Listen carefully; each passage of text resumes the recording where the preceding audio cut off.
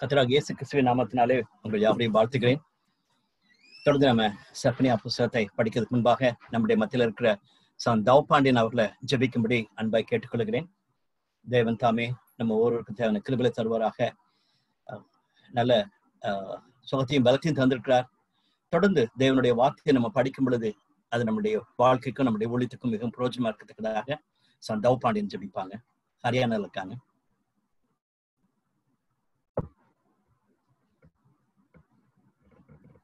Is it audible? Yes, sir. Okay. எங்களை நேசிக்கிற பரலோக பிதாவே, இந்த அருமையான மாலை பொழுதுக்காக நன்றி செலுத்துகிறோம். இந்த பிளாட்ஃபார்ம் மூலமாக எங்களை கனெக்ட் பண்ணி இவ்வாறாக உடைய வசனத்தை தியானிக்கும்படியாகவும் தேவரீர் அதனுடைய ஆழப்பொருளை நாங்கள் தெரிந்து கொள்ளும்படியாகவும் நீர் உதவி செய்தி அதற்காக நன்றி செலுத்துகிறோம். அண்ணனும் அவர்களுடைய டீமும் இதற்காக எடுத்த முயற்சிக்காக நாங்கள் நன்றி செலுத்துகிறோம். அவர்கள் எடுத்த ஸ்டெயினுக்காக நமக்கு நாங்கள் நன்றி செலுத்துகிறோம். இவ்வாறாக இந்த நாட்களிலே நாங்கள் தப்னே லாக்டவுன் பீரியடிலே இதை நாங்கள் வாசிக்கும்படியாக இன்னுமாக தப்னே இவற்றின் மூலமாக எங்களுக்கு திட்டமாக தெளிவுமாக இந்த அதிகாரத்தை நாங்கள் படிக்கத்தக்கதாக, இந்த புக்கை நாங்கள் படிக்கத்தக்கதாக நீர் உதவி செய்கிறீர். அதுக்காக நன்றி செலுத்துகிறோம். இன்றுமாக கூட தப்னே நீங்கள் சப்பனியாவுடைய வாழ்க்கையின் மூலமாக நாங்கள் நம்முடைய சமூகத்திலே வருகிறோம். தெளிவாக அவரோடு கூட நீர் பேசினீர். ஆம் தப்னே, அதை மக்களுக்கு தெளிவாக எடுத்துரைத்தார். தேவரீர், இஸ்ரவேல் மக்கள் கீழ்ப்படிந்த விதம் அல்லது மறுத்த விதத்தை இரண்டை நாங்கள் பார்க்கிறோம். அன்பின் கர்த்தர் தாமே அதற்கான ஆசீர்வாதத்தை பெற்றத்தக்கதாக நீர் உதவி செய்தீர் இஸ்ரவேல் மக்களுக்கு. தப்னே, இது ஒரு ஹிஸ்டரியாக அல்ல, இன்றும் எங்களோடு கூட பேசுகிற வசனமாக இருக்கிறது. இன்றும் கூட தேவரீர், நாங்கள் உமக்காக கீழ்ப்படியும் போது, நாங்கள் தப்னே உமக்காக பிரகாசிக்கும் போது எங்களுக்கு கிடைக்கிற ஆசீர்வாதத்தை நாங்கள் அறிகிறோம். தப்னே, பாடுகளின் மத்தியிலும் உம்மை நாங்கள் உயர்த்தத்தக்கதாக உதவி செய்கிறீர். அதுக்காக நன்றி செலுத்துகிறோம். அன்பின் கர்த்தர் ஒரு நோக்கத்தோடு கூட இந்த உலகத்தில் எங்கள் படைத்த நோக்கத்தை நிறைவேற்றும் பொருட்டாக நீர் எங்களை தொடர்ந்து வழிநடத்த வேண்டும் என்று ஜெபிக்கிறோம். குறிப்பாக கூட இந்த தப்னே இந்த பிளாட்ஃபார்ம்ல இணைந்திருக்கிற இளம் பட்டதாரிகள் மாணவ செல்வங்களுக்காக மீண்டுமாக நான் நன்றி செலுத்துகிறோம். தப்னே, அவர்களுக்கு கிடைக்கப்பட்ட மிகப்பெரிய பொக்கிஷம் ஆனபடினால் அவர்கள் அதை தியானிக்கும் போது, அதை படிக்கும் போது இன்னுமாக அவர்களோடு கூட பேச வேண்டும் என்று ஜெபிக்கிறோம். வரும் சந்ததியிலே வளாகத்திலும் தாங்கள் பணி செய்கிற இடத்திலும் தப்னே உமக்கு சாட்சிகளாய் விளங்கத்தக்கதாக நீர் உதவி பெற வேண்டும் என்று ஜெபிக்கிறோம். இந்த நேரத்தை நாங்கள் உங்களுடைய பரிசுத்த ஆவியானவருடைய கரங்களுக்குள்ளாக ஒப்புவிக்கிறோம். நீரே எங்களை ஆசீர்வதித்து வழிநடத்த வேண்டும் என்று எங்கள் அருமை ரட்சகர் இயேசு கிறிஸ்து நாமத்தில் ஏறெடுக்கிறவங்களை பரலோக பிதாவே, ஆமென். Amen. Thank you so much, Thav-Pandian. Very right. நம்முடைய பைபிள் ஸ்டடி நம்முடைய லைஃபுக்கும் மினிஸ்ட்ரிக்கு ரொம்ப யூஸ்ஃபுல்லா இருக்கணும். இந்த நாட்களிலே ஒரு சில வர ரெஸ்பான்ஸை கேட்கும்போது எனக்கு ரொம்ப மகிழ்ச்சி. இன்னைக்கு காலையில ஒரு தம்பி வாட்ஸ்அப்ல போட்டிருந்தான், ஒரு யங் கிராஜுவேட். அங்கிள், நான் 2 முறை இந்த புத்தகத்தை முழுதுமா வாசிச்சேன், நல்ல ஒரு கிளாரிட்டி எனக்கு கிடைச்சிருக்குது. It's very simple, it's very clear சொல்லிட்டு அவன் போட்டிருந்தது எனக்கு ரொம்ப சந்தோஷம். பெங்களூர்ல இருந்து அந்த யங் கிராஜுவேட் போட்டது எனக்கு மகிழ்ச்சி. அது மட்டுமல்ல, கடந்த 2 வாரமாக நம்ம மண்டே குவிஸ் பார்த்தீங்க. நேத்து சாயங்காலம் பார்க்கும் பொழுது ஒரு தங்கச்சி, ஒரு EU ஸ்டூடெண்ட், ஒரு பேப்பர் எடுத்து அந்த கொஸ்டின் எழுதி, அந்த கொஸ்டினுக்கு அந்த பதிலையும் எழுதி சின்சியரா வாட்ஸ்அப் அனுப்பியிருந்தாங்க. இன்னைக்கு இன்னொரு யங் கிராஜுவேட் அவங்க டைப் பண்ணி ஆன்சர் அனுப்பியிருந்தாங்க. அதை எனக்கு பார்க்கும் பொழுது மிகுந்த மகிழ்ச்சி. ஐ ரியலி அப்ரிஷியேட்டட் தம். இப்படிப்பட்ட வாஞ்சை உள்ள பேப்பரை பார்க்கும் பொழுது தவ-பாண்டியன் ஜெபித்தது போலதான் யங் ஸ்டூடெண்ட்ஸும் கிராஜுவேட்ஸும் இதுல பைபிள் ஸ்டடியில இவ்வளவு கீனா இன்வால்வ் பண்ணதை பார்க்கும் பொழுது எங்களுக்கு மிகுந்த மகிழ்ச்சி. தொடர்ந்து நான் ஜெபத்தோட செய்யணும்னு ஆசைப்படுகிறேன். தம்பி, அந்த பெங்களூர் தம்பி அனுப்பினோன்னு நான் என்ன யோசிச்சேன்னா, நம்மளுடைய பைபிள் ஸ்டடி மெத்தட்ஸை ஞாபகம் வச்சுக்கிட்டா நல்லா இருக்கும்னு நினைச்சேன். நம்ம எல்லாருக்குமே வழக்கமாவே EUJF தெரியும். ஆனாலும் அப்சர்வேஷன், வாட் த டெக்ஸ்ட் மீன், அதாவது என்ன வாட் த டெக்ஸ்ட் சேஸ், இந்த டெக்ஸ்ட்ல இருந்து நம்ம கிளியரா படிக்கும் பொழுது அந்த தம்பி சொன்ன மாதிரிதான் அகஸ்டின் சொன்ன மாதிரி தான் இந்த நான் டெக்ஸ்ட்டை வாசிக்கும் பொழுது எனக்கு நல்ல கிளாரிட்டி கிடைக்குது, நல்ல ஐ கேன் அப்சர்வ் இட்.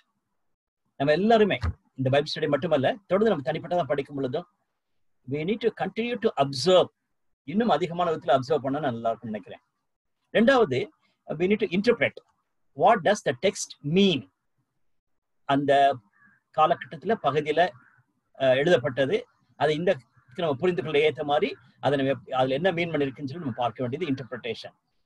அதுக்கு சில பிரின்சிபல்ஸ்லாம் உண்டு, நம்ம அதை நான் சொல்ல விரும்பல. பட் ஓவராலா அப்ளிகேஷன் எக்ஸாக்டா பஸ் தவபாண்டியன் ஜோமானது போலதான் ஒருவேளை பல ஆண்டுகளுக்கு முன்பாக எழுதின அது வந்து ஒரு சரித்திரமா இருந்து விடாதபடிக்கு what the text mean to me, இந்த காலத்துல நமக்கு அது என்ன பொருளை கொடுக்கிறது, அந்த பொருள் கொடுப்பது மட்டுமல்ல, அது என்னுடைய வாழ்க்கைக்கு அதை எப்படி அபியாசப்படுத்தணும், அதில் ரொம்ப கான்சியஸாக நான் போட்டுக்கிறேன். அது தனிப்பட்டதுமா நமக்கு அப்ளிகேஷன் மட்டுமல்ல, குழுவாகவும் ஒருவேளை திருச்சபையாக, ஐக்கியமாக, குடும்பமாக நம்ம என்ன செய்ய வேண்டும் என்பதையும் யோசிக்கணும். காரணம், கிறிஸ்தவம் என்பது வந்து தனிப்பட்ட ஒரு அப்ளிகேஷனை மட்டும் யோசிக்க கூடாது, கம்யூனிட்டிக்கும் அது மிக முக்கியமானது.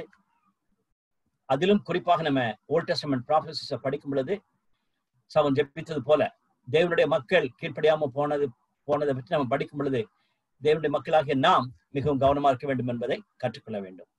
எனவே இந்த இண்டக்டிவ் பைபிள் ஸ்டடி மெத்தட்ஸை ஒருவேளை இது வரைக்கும் யாரும் தெரியாம இருந்தீங்கன்னா தயவுசெய்து நோட் பண்ணிக்கோங்க, இது வந்து வெரி இம்பார்ட்டன்ட். இதுக்கு இன்னொரு பைபிள் ஸ்டடி மெத்தட் எப்படின்னா டிடெக்டிவ் பைபிள் ஸ்டடி மெத்தட்னு சொல்லுவாங்க. டிடெக்டிவ் பைபிள் ஸ்டடினா நமக்கு ஒரு ஐடியா இருக்குது, ஓகே செஃபனியானா ரொம்ப காரசாரமா பேசக்கூடியவர் சொல்லிட்டு நம்மளுடைய ஐடியாஸ் எல்லாம் உள்ள கொண்டு போய் அதுல இருந்து வேண்டியதை மட்டும் எடுத்துட்டு பைபிள் ஸ்டடி எடுக்கிறதோ பிரசங்கம் பண்றதோ அதனால மெத்தட் கிடையாது. இப்போ நிறைய பேர் அப்படிதான் நம்ம டிடெக்டிவ் மெத்தட்ஸ்க்கு நம்ம போயிடுறோம். That's not right way. Inductive Bible study தான் வெரி குட் மெத்தட். தேங்க்யூ. நம்ம மண்டே பார்க்கும் பொழுது செஃபனியா புஸ்தகத்துல பார்க்கும்பொழுது இந்த செஃபனியா யார் என்பதை நம்ம பார்த்தோம், அவருடைய பின்னணியத்தை பார்த்தோம். அது மட்டுமல்ல, அவர் ஒரு ராஜகுலத்திலிருந்து வந்து மிகவும் திட்டமும் தெளிவுமாக தேவனுடைய வார்த்தையை பெற்றுக்கொண்டு பகிர்ந்து கொண்டான்னு சொல்லி பார்த்தோம். இந்த பகுதியை 4 பிரிவாக பிரித்து படிக்கலாம். அது மட்டும் இல்லாதபடிக்கு 7 பேராகிராஃப்ஸாகவும் படிக்க முடியும் என்பதை நம்ம அன்னைக்கு பார்த்து கொண்டிருந்தோம்.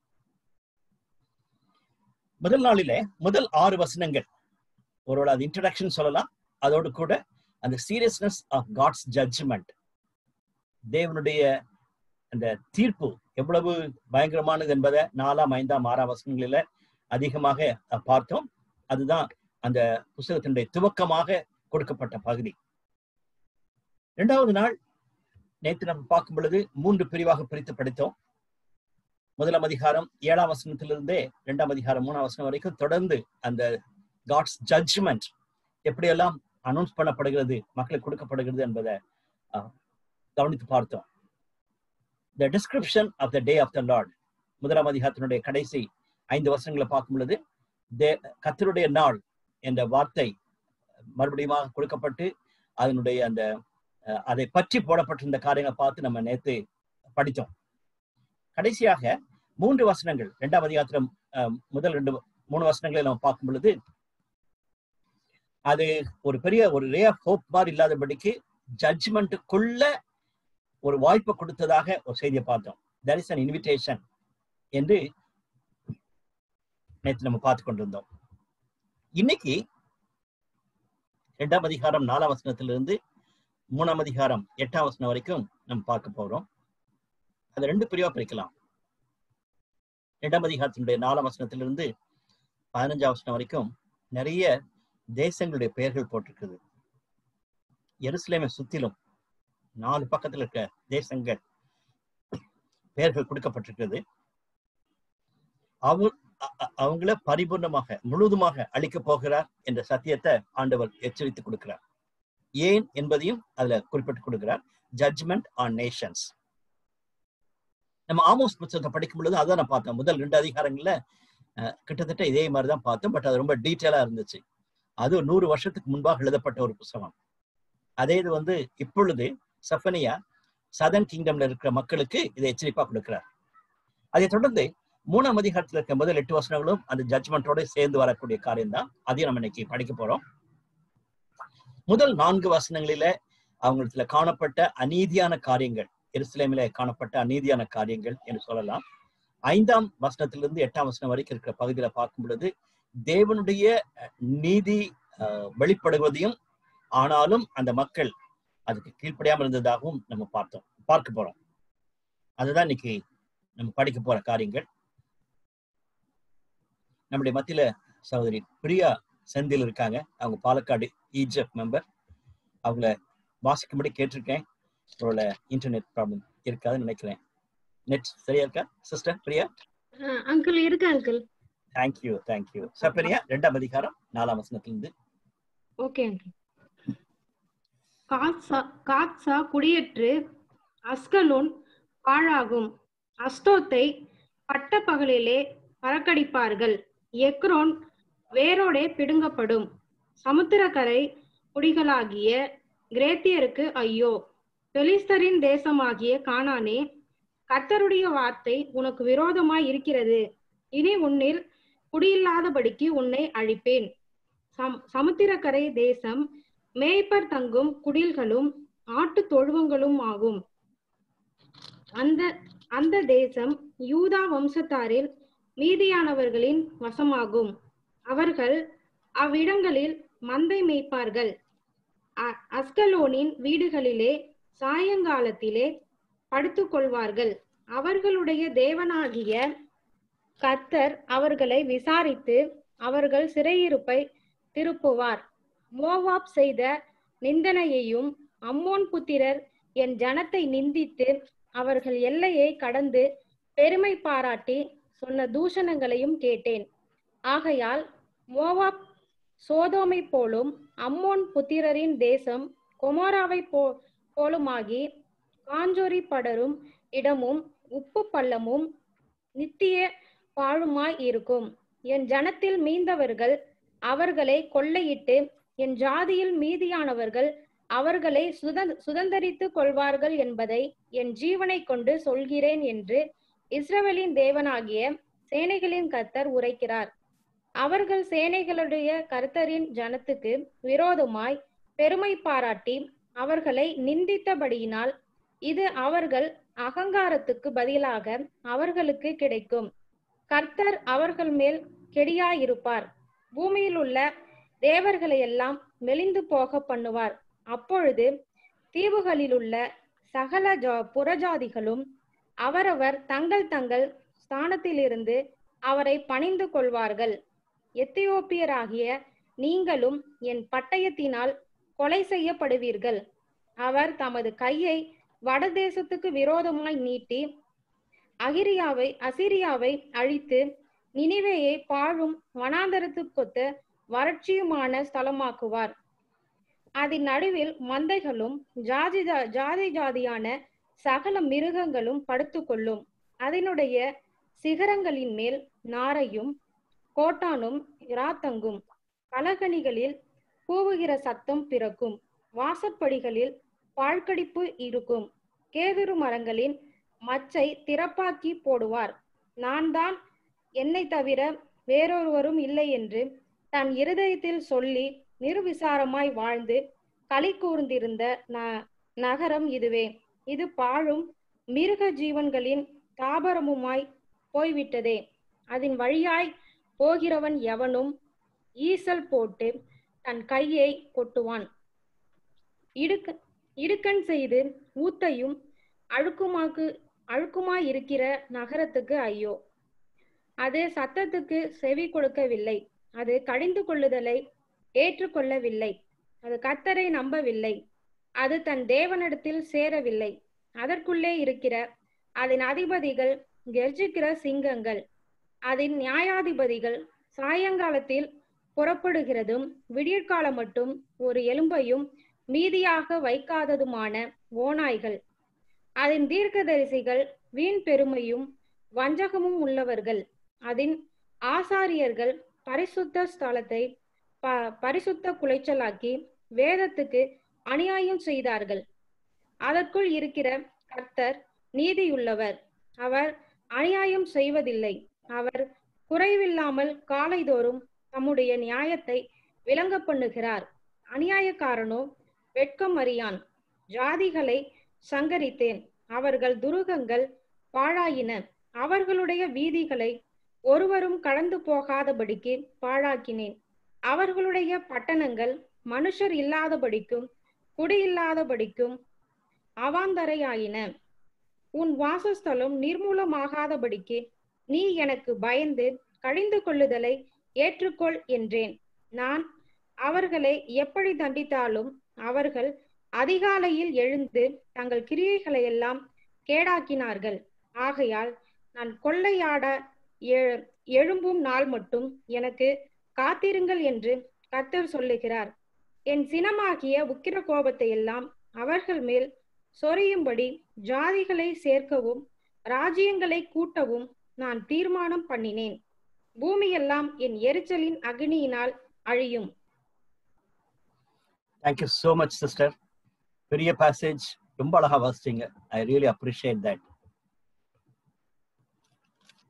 இந்த 4 பகுதிகளிலிருந்தும் எருசலேமை சுற்றில இருக்கிற தேசங்கள் அழிக்கப்படும் என்பது இங்க நம்ம வாசிக்கக்கூடிய பகுதி.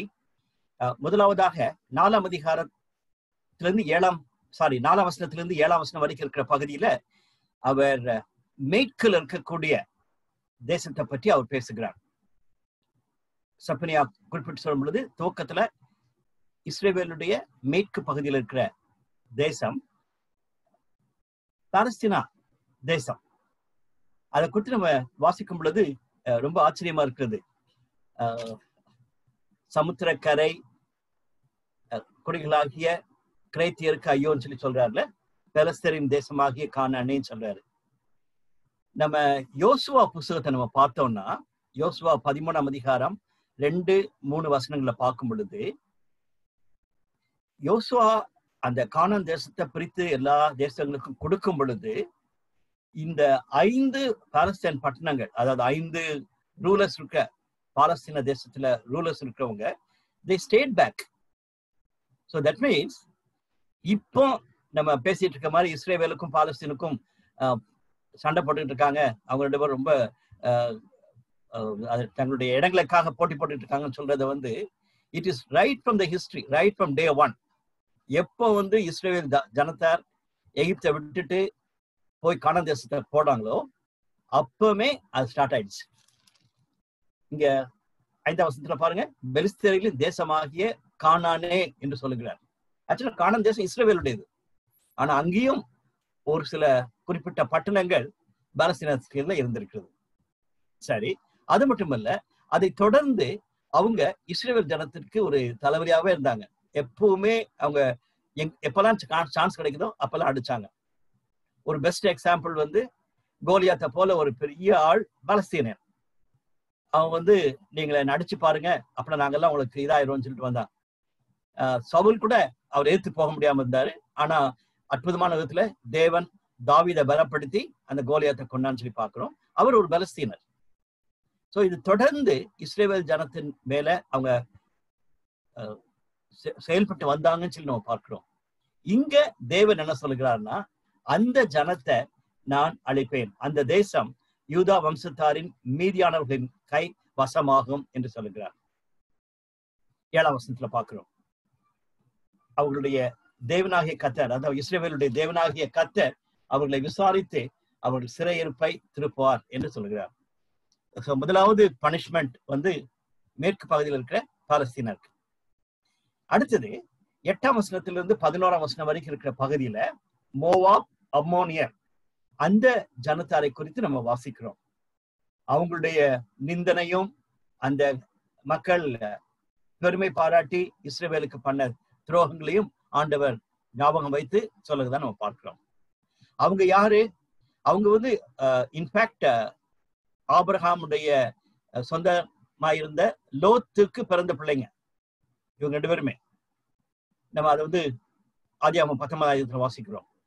அப்படி நம்ம பார்த்தோம்னால் they are supposed to be the relatives. ஆனா இவங்களும் அதே மாதிரிதான், ரைட் ஃப்ரம் த பிகினிங் இந்த அம்மோனியரும் சரி மோவாபியரும் இஸ்ரவேல் ஜனத்திற்கு ஒரு பெரிய தலைவலியாகவே இருந்ததாக நாம் பார்க்கலாம். அவங்க எப்பொழுதுமே அவங்களுக்கு பிரச்சனை உண்டாக்கி கொண்டு அவங்கள வெறுத்து கொண்டிருந்ததாக நம்ம பார்க்கலாம். நியாயாதிபதிகள் 10ஆம் அதிகாரம் 9ஆம் வசனத்துல பார்க்கும் பொழுது இந்த அம்மோனியர்களும் போய் யூதா, பெஞ்சமின், எப்ராயிம் மக்களோடு கூட சண்டை போட்டாங்க. ஜோர்டானை கிராஸ் பண்ணி போய் சண்டை போட்டிருக்காங்க. Israel was in great distress. இவங்க நிமித்தமாக இஸ்ரேல் மிக கஷ்டப்பட்டாங்கன்னு சொல்லிட்டு, இஸ்ரேல் ஜனம் கஷ்டப்பட்டாங்கன்னு சொல்றத நியாயாதிபதி காலத்திலே நம்ம வாசிக்கிறோம். இப்பவும் அது தொடர்ந்து நடைபெற்று வருகிறது. மோவாப், அம்மோனியர் புத்திரர்கள் இஸ்ரேல் ஜனத்துக்கு விரோதமா செஞ்சாங்க. அவங்களை பற்றி அநேக வார்த்தைகள் நம்ம பார்க்கிறோம். மிகவும் மோசமான காரியங்களை செய்தவர்களாகவும், நிந்தனையும் நிந்தித்து பெருமை பாராட்டி தூஷணங்களை பேசியிருக்காங்க. அதை தேவன் கேட்டிருக்கிறார். அதன் நிமித்தமாக அவங்களை சோதோமை போலவும் குமாராவை போலவும் அவங்களுடைய இடத்தை முழுதுமாக நான் அழித்து போடுவேன்னு சொன்னாரு. அதே மாதிரி தேவன் செய்ததாக நம்ம வாசிக்கிறோம். அது ஈஸ்டர்ன் சைட்ல இருந்து வந்த மனிதர்கள், மோவாப், அம்மோன் மற்றவர்கள். இன்னைக்கும் ஒருவேளை அப்படி கிறிஸ்தவ ஜனம் என்று அழைக்கப்படும் பொழுது மேற்குல இருந்து வரக்கூடிய மக்கள் போல கான்ஸ்டன்டா இந்த சர்ச்சுக்கு, கான்ஸ்டன்டா இந்த குடும்பத்திற்கு, கான்ஸ்டன்டா இந்த ஃபேமிலிக்கு டிஸ்டர்ப் பண்ணி கொண்டிருக்கிற மக்கள் இருக்கதான் இருக்காங்க. ஒரு இடத்துல சொல்ல முடியாது, பல இடங்களில் நம்ம பார்க்கலாம். எப்படி இந்த பாலஸ்தீனர்கள் இஸ்ரேலுக்கு தலைவலியாவே இருந்தாங்களோ அதே போல நமக்கு கிறிஸ்தவர்கள் சொல்லும் பொழுது அவங்களும் ஒருவேளை பேரளவுக்கு கிறிஸ்தவர்களா இருப்பாங்க, அல்லது அவங்க they are supposed to be God fearing people.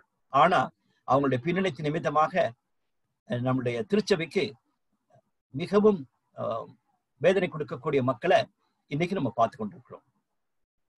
So எப்படி தவப்பாண்டியன் ஜெபித்தாங்களோ அதே மாதிரிதான் இந்த ஹிஸ்டரி இட் வாஸ் தேர், இந்த சரித்திரத்துல இருந்துச்சு. ஆனா சரித்திரத்தோட நின்றுவிடாதபடிக்கு இப்பொழுதும் அது நடைபெற்று கொண்டிருக்கிறதான் நம்மளுடைய குடும்பங்களில, நம்முடைய ஐக்கியத்துல, நம்முடைய திருச்சபையில பார்க்கிறோம். அதை தொடர்ந்து அடுத்த 2 பக்கத்துல இருக்க மக்களையும் நம்ம பார்க்கலாம். அவங்க கொஞ்சம் வித்தியாசமான விதத்துல இன்னும் அகோரமான வாழ்க்கை வாழ்ந்தவங்களை நம்ம பார்க்கலாம். 12ஆம் வசனம் மட்டும்தான் இந்த எத்தியோப்பியரை பற்றி போட்டிருக்கிறது. சில பைபிள்ஸ் ஈஜிப்ட் போட்டிருக்கோம். ஈஜிப்ட் அப்போ எத்தியோப்பியால ஆண்டு கொண்டப்பட்டது. 12ஆம் வசனம் 12ஆம் வசனத்துல மட்டும்தான் எத்தியோப்பியருக்கு தேவன் கொடுக்கக்கூடிய ஒரு எச்சரிப்பை, ஒரு தீர்ப்பை கொடுக்கிறார். எத்தியோப்பியாகிய நீங்களும் என் பட்டயத்தினாலே கொலை செய்யப்படுவீர்கள். they also will be punished என்பதை ஒரே வசனத்தை சுருக்கமா சொல்லிக்கிறார். ஆனா அவங்களை குறித்து நாம் அறிந்திருக்கிற சத்தியம் என்னவென்றால், சில வருடங்கள் கழித்து, செப்பனியாவை கழித்து எரேமியா தீர்க்கதரிசனம் சொன்னார் நம்ம பார்க்கிறோம். நமக்கெல்லாம் தெரிஞ்ச வசனம் தான். எரேமியா 13ஆம் அதிகாரம் 33ஆம் வசனத்துல பார்க்கும் பொழுது, எத்தியோப்பியன் தன்னுடைய தோலை மாற்ற முடியுமா? கண்டிப்பா முடியாது. அவங்க அதே போலதான் நன்மை செயல்களும் இருப்பாங்க. நம்ம வாசிக்கிறோம் அந்த வசனத்தை. சிவிங்கியும் எத்தியோப்பியரையும் ஒப்பிட்டு சொல்லி எரேமியா இப்படிப்பட்ட ஒரு வார்த்தையை சொல்லுகிறார். எரேமியா 13ஆம் அதிகாரம் 33ஆம் வசனத்துல அதை வாசிக்கிறோம். 33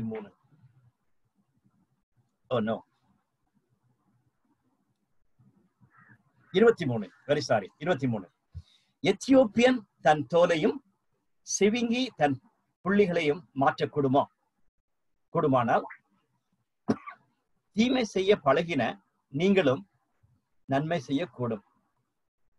அதாவது ஒரு சிவிங்குடைய தோல்ல இருக்கிற புள்ளிகளையோ அல்லது எத்தியோப்பியன் ஈஜிப்டியன் சொல்ற அவங்களுடைய அந்த தோலையுமே மாற்றவே முடியாது.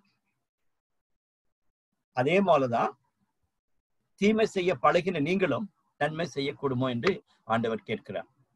இது எரேமியா 13ஆம் அதிகாரம் 23ஆம் வசனம். ரைட்.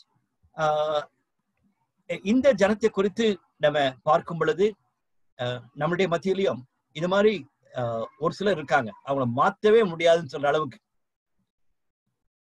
எப்படி இந்த எத்தியோப்பியன் தன் தோலை மாற்ற முடியாதோ அல்லது சிவிங்குடைய புள்ளிகளை மாற்ற முடியாதோ அப்படி இருக்கப்பட்ட மக்களையும் நம்முடைய மத்தியில இருக்கிறத நம்ம பார்க்கலாம். இந்த ஜட்ஜ்மெண்ட் சமயத்துல இப்படிப்பட்ட மக்கள் எல்லாம் நம்மளை சுற்றிலும் இருக்கிறாங்க என்பதுதான் இந்த பகுதி சொல்லுகிறது. 4வது கூட்டத்தார் 13ஆம் வசனத்திலிருந்து 15ஆம் வசனம் வரைக்கும் இருக்கிற பகுதியில அசீரியர்களை பற்றி அதிகமாக குறிப்பிடப்பட்டிருக்கிறது. இந்த அசீரியர்கள் யார்?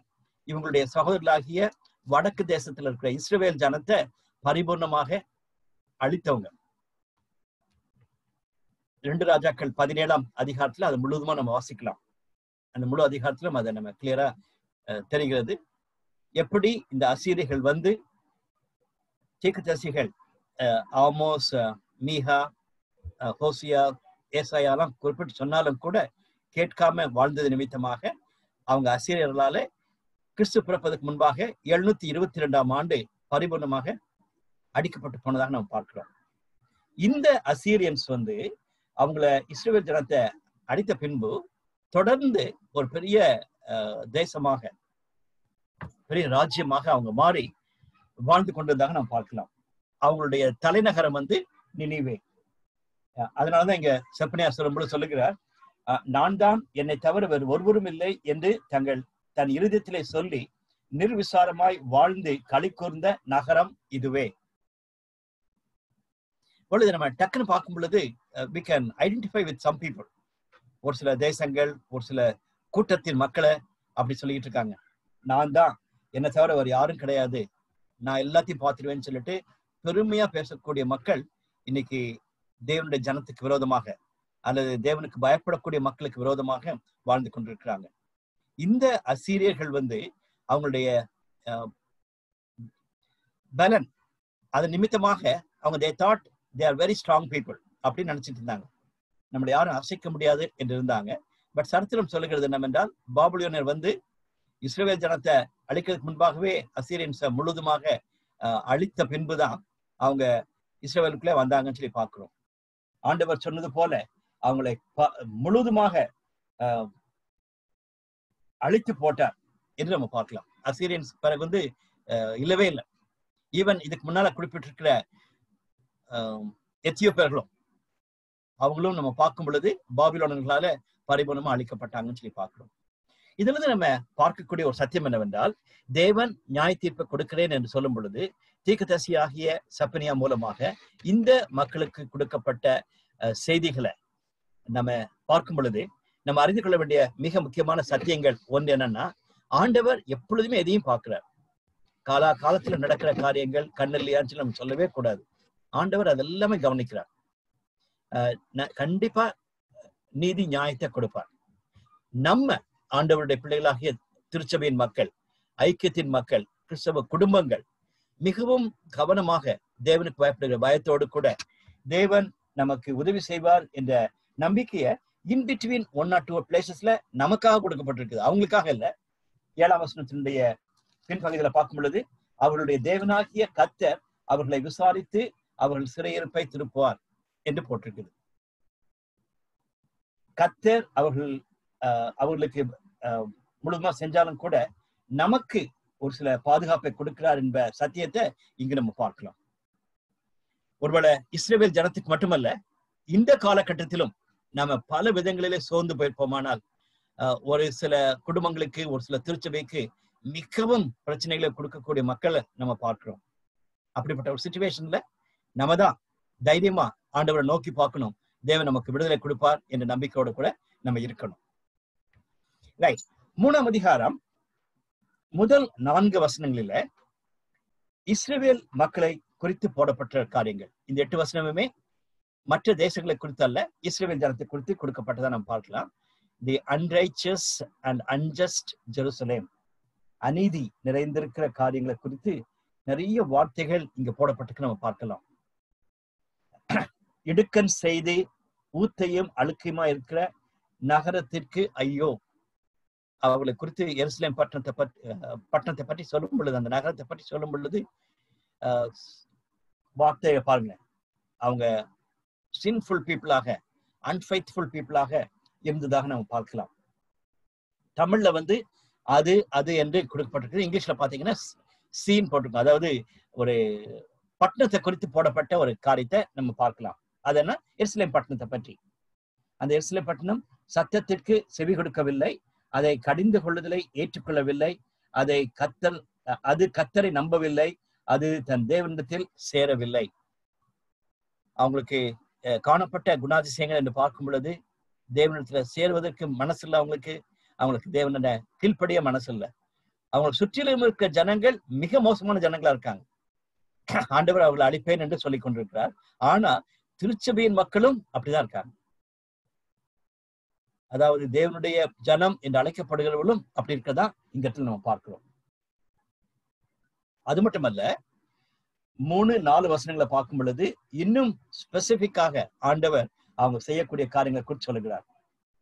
அதற்குள்ளே இருக்கிற அதிபதிகள், முதலாவது அவங்களுடைய civil leaders, they are supposed to be very faithful. ஆனா கர்ச்சிக்கிற சிங்கங்கள், அதன் நியாயாதிபதிகள் யாருன்னு சொன்னா சாயங்காலத்தில் புறப்படுகிறதும் விடியற்காலம் மட்டும் ஒரு எலும்பையும் மீதியாக வைக்காத ஓநாய்கள். என்ன பயங்கரமான டிஸ்கிரிப்ஷன் பாருங்க. அவ்வளவு தூரத்துக்கு ஒரு வெறி உள்ளவங்க, எல்லாத்தையும் அழிச்சு போடக்கூடிய ஒரு வெறித்தனமா வாழக்கூடிய நியாயாதிபதிகள் அந்த லீடர்ஸா இருந்தாங்கன்னு சொல்லி நாம் பார்க்கிறோம். அதை தொடர்ந்து ரிலிஜியஸ் ஆஸ்பெக்ட்லையும் பார்க்கும் பொழுது தீர்க்கதரிசிகளை குறித்தும் ஆசாரியர்களை குறித்தும் மிகவும் ஸ்ட்ராங்கான வேர்ட்ஸை இங்க உபயோகித்திருக்கிறத நம்ம பார்க்கலாம்.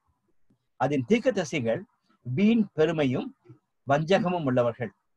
அதன் ஆசாரியர்கள் பரிசுத்த குறைச்சலாக்கி வேதத்திற்கு அநியாயம் செய்தார்கள். என்ன பயங்கரமான ஒரு டிஸ்கிரிப்ஷன். ஒருவேளை பொலிட்டிக்கல் லீடர்ஸ்ல, சிவில் லீடர்ஸ் மத்தியில காணப்பட்ட காரியங்கள் இவங்களுக்குள்ளேயும் வந்துட்டு நம்ம பார்க்கலாம். அதனாலதான் அந்த 2 வேர்டை நான் போடும்போது கான்சியஸா போட்டேன். அந்த எருசலேம் பட்டணத்துல ஜெனரலா சொல்ல போலாம் பொல்யூட்டட், அவங்களுடைய திங்கிங் பொல்யூட் ஆயிடுச்சு, அவங்களுடைய ஓவரால் லைஃப் ஸ்டைலே பொல்யூட்டட் ஆயிடுச்சு. தேவனுடைய ஜனம் என்று அழைக்கப்பட்டு நல்ல சாட்சியோடு வாழ வேண்டிய மக்கள் தேவர் பொல்யூட்டட். நம்ம பொல்யூட்டட் நம்ம நல்லா தெரியும். அதாவது தேவனுக்கு விருப்பமான வாழ வேண்டிய வாழ்க்கையை வாழாதபடிக்கு அசுத்தமான வாழ்க்கையை வாழ்ந்து கொண்டிருக்கிறவங்க. ஆனா ஒருவேளை ரிலிஜியஸ் லீடர்ஸ்குள்ள வரும் பொழுது அட்லீஸ்ட் அவங்களாவது பயத்தோடு ஒரு பயபக்தியோடு நீதி நியாயத்தை செய்திருந்தாங்கன்னா அந்த தேசம் காப்பாற்றப்பட்டிருக்கும். ஆனா இங்க நம்ம என்ன பார்க்கறோம்னா அதே உலகத்தின் காரியங்கள் இன்னைக்கு அந்த சபைக்குள்ளேயும் வந்துவிட்டதாக நாம் பார்க்கிறோம். காலைதோறும் அவர் குறைவில்லாமல் காலைதோறும் தம்முடைய நியாயத்தை 4 வசனத்துல அதன் ஆசாரியர்கள் பரிசுத்த குறைச்சலாக்கி வேதத்திற்கு அநியாயம் செய்தார்கள். அதன் அர்த்தம் என்னவென்றால் அவங்க ஞாயிற்றுக்கிழமை, அதாவது சனிக்கிழமை ஒருவேளை தேவனை ஆராதிச்சிருந்தாங்கன்னா அந்த காரியத்தை பரிசுத்த குறைச்சலாக்கிட்டாங்க. அதே மாதிரி தேவனுடைய வார்த்தையாகிய மோசஸ் கொடுத்த அந்த கற்பனைகளை அவங்க மதிக்கவே இல்லை. இன்னைக்கும் திருச்சபையில அப்படிப்பட்ட காரியங்கள் நம்ம பார்க்கலையா?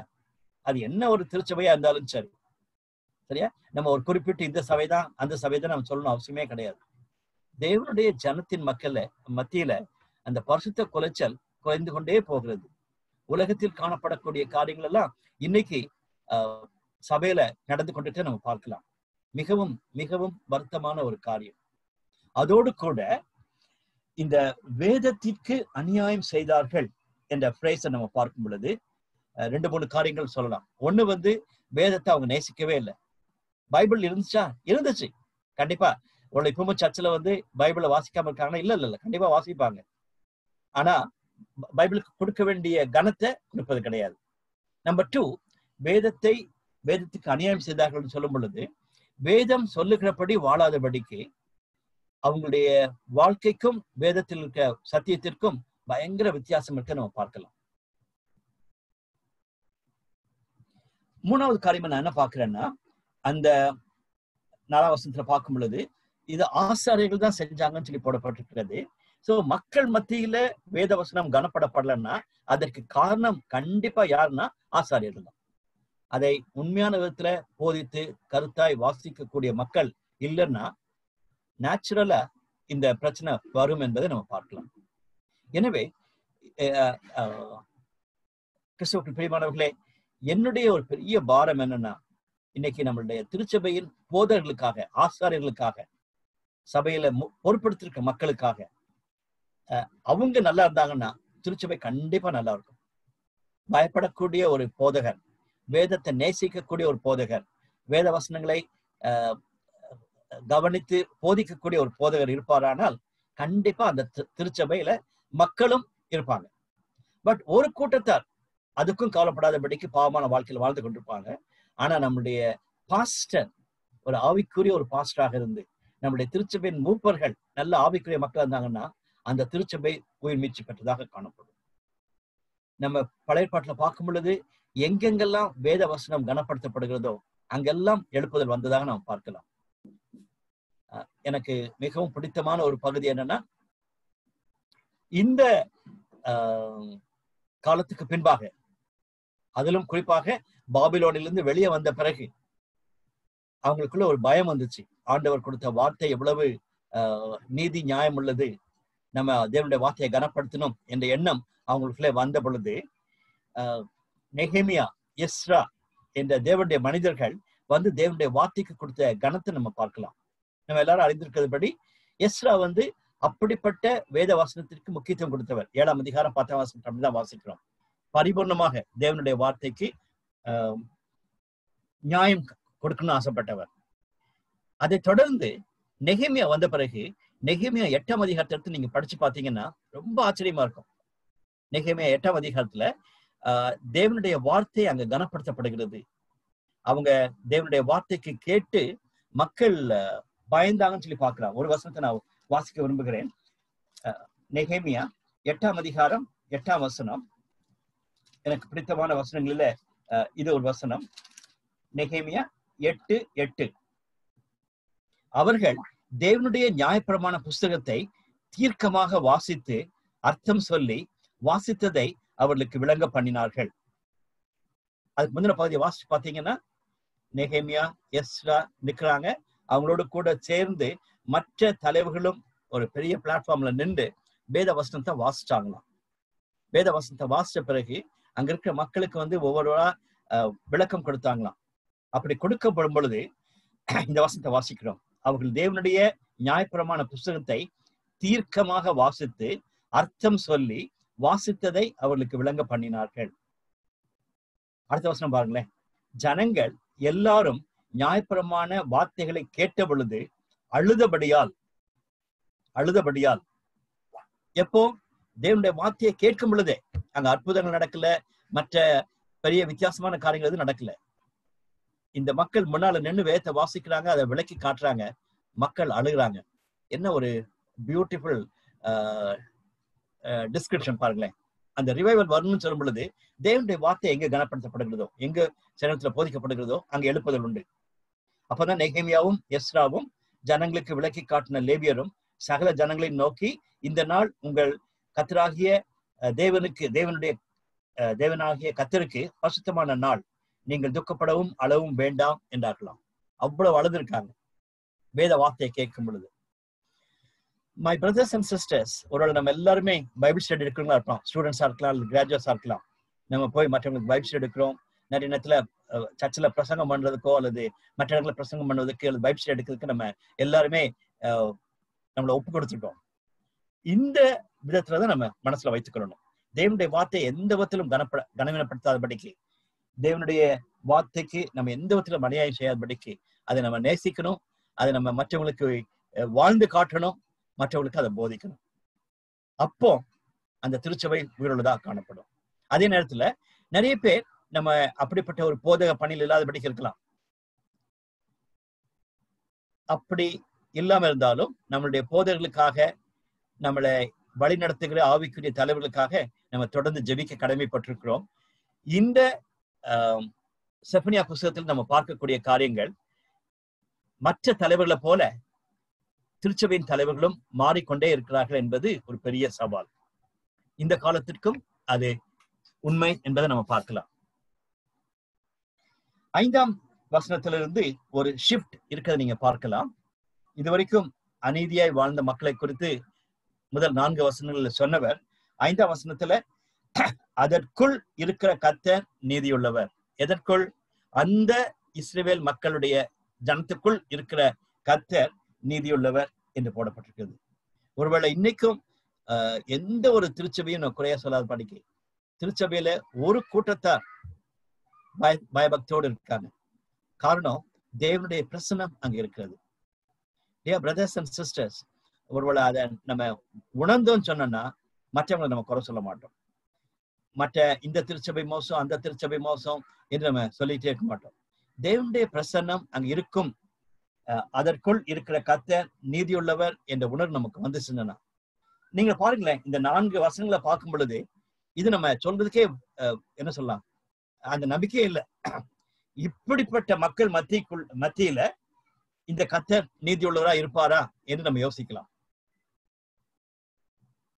அப்படின்னா இந்த காலகட்டத்துல எப்படி நம்ம திருச்சபையில குறை சொல்ல முடியும்? அங்கும் தேவன் நீதியுள்ளவராக இருக்கிறார் என்பதை மறந்து போக வேண்டாம். அதோடு கூட அவர் அநியாயம் செய்யவில்லை.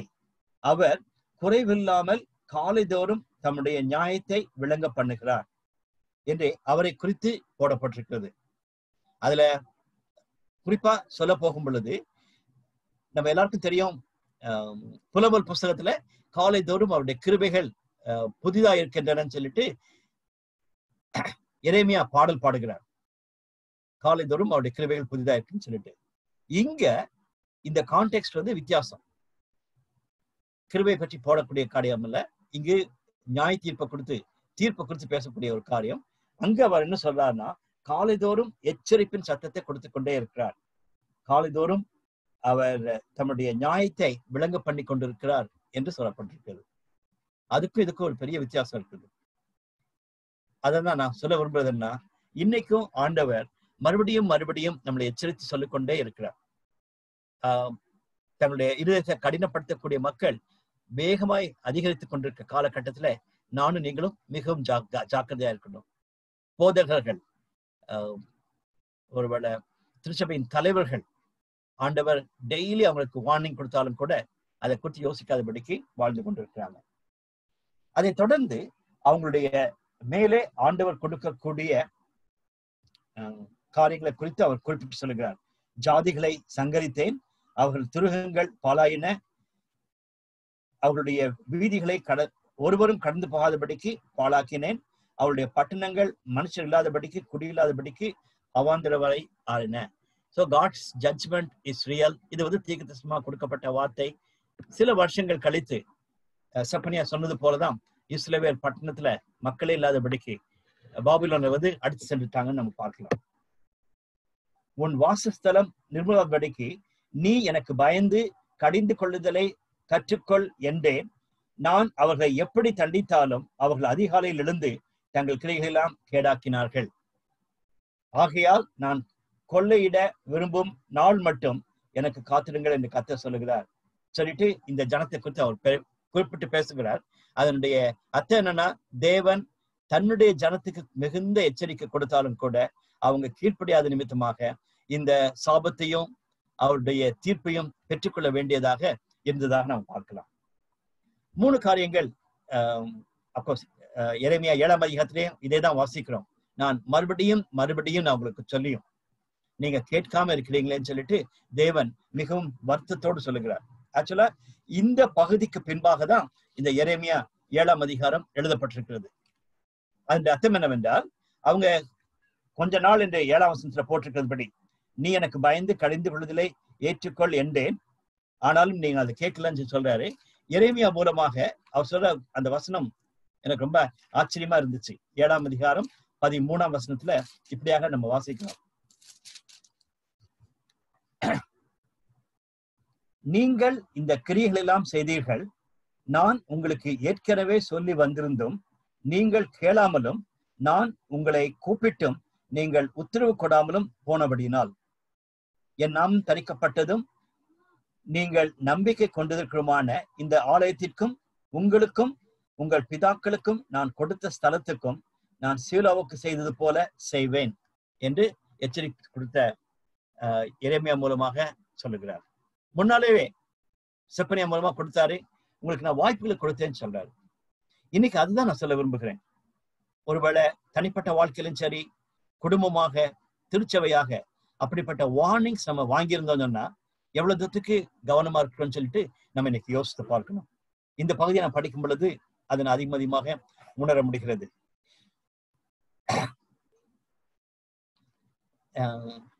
நான் முன்னால தலைப்பு கொடுத்தது போல முதல் 4 வசனங்கள் அநீதியாய் வாழ்ந்த இஸ்ரவேலின் ஜனம், அதான் முதல் 4 வசனங்கள் இருக்கிறது.